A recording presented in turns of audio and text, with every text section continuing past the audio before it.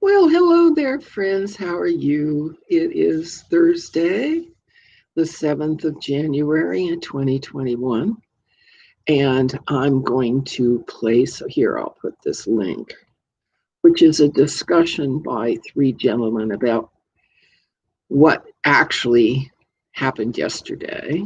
All right. And it wasn't what was apparent. What is apparent is not what is real. And that's the lesson we have to keep learning, is that the staged reality in the media and on the social media and before our eyes is not what's real. Okay, all right. And so Robert David Steele moderates a discussion by three gentlemen about what happened yesterday that points out that the deep cause of this swindle rigged election comes from Britain. Yes, indeed. Remember when President Trump visited Queen Elizabeth at Windsor during his first year in office? And what we find out happened there is that he had legally and lawfully divorced the United States from Britain.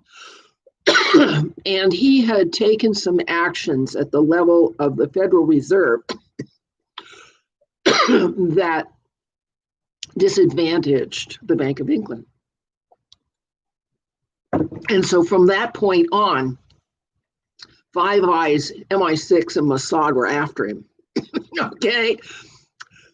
And this is why the Zionists are after him, the banksters are after him. Okay. This election is a pure swindle. But being a chess player, a three-dimensional chess player, and having had the coaching and mentoring of his uncle, I believe his name was John Trump, the scientist, President Trump has laid trap after trap after trap and allowed the deep state and the stupefied Congress and the brain dead mainstream media to act out their drama. All right, which they have done. And yesterday's part of the drama enabled covert operations to walk off out of the United States Capitol with Nancy Pelosi's laptop. Yes, Nancy Pelosi's laptop is in the hands of the White Hats now. All right. So that Trump has been quietly collecting the evidence of the swindle. And he set up the executive order in 2018 to bypass all American civil courts and take the conspirators in the swindle directly to Gitmo and charge them under a military court, so that all of the blackmail and bribery that's going on in the US judiciary today, and that's all the result of campaign finance statutes. Campaign finance statutes allows anybody to bribe any judge, any congressperson, any lobbyist. I mean, bribery is the law. All right. And President Trump realizes this. Okay. And so he's just been collecting evidence. And he just about has all the evidence he could ever hope for, because the people that have turned against him were some of his closest aides, which is typical. You know, there's a saying, keep your friends close and your enemies closer. And so some of his most profound followers have turned on him, and they are going to show up at Gitmo.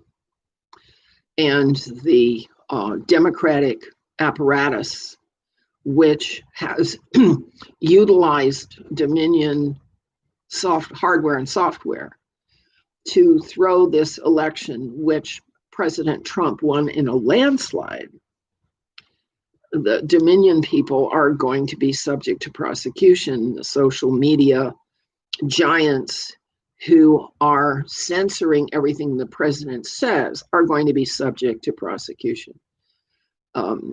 He was ready for this. So I hope you realize that what is going on in front of your face is not the reality of the situation. And if you haven't learned yet to read between the lines, you're not going to survive very well in a world order where covert operations and designer diseases and contaminated vaccines and communist dogma, okay, and false science are paraded before you day in and day out off your TV, and most people are oblivious, totally oblivious to the fact that they're being mentally programmed to be stupid. I don't want to be stupid. Do you want to be stupid? No, I don't think so. And so the outcome of yesterday is not as advertised. I just want to let you know that things are not hopeless, that God is at work revealing the truth in our situation and in our day, and that justice will prevail despite what the left and the media and the Congress and the social media, despite what all of these wishers want to proclaim is the reality, is not the reality. This is Emily Windsor Craig, and thank you for coming by. Bye-bye.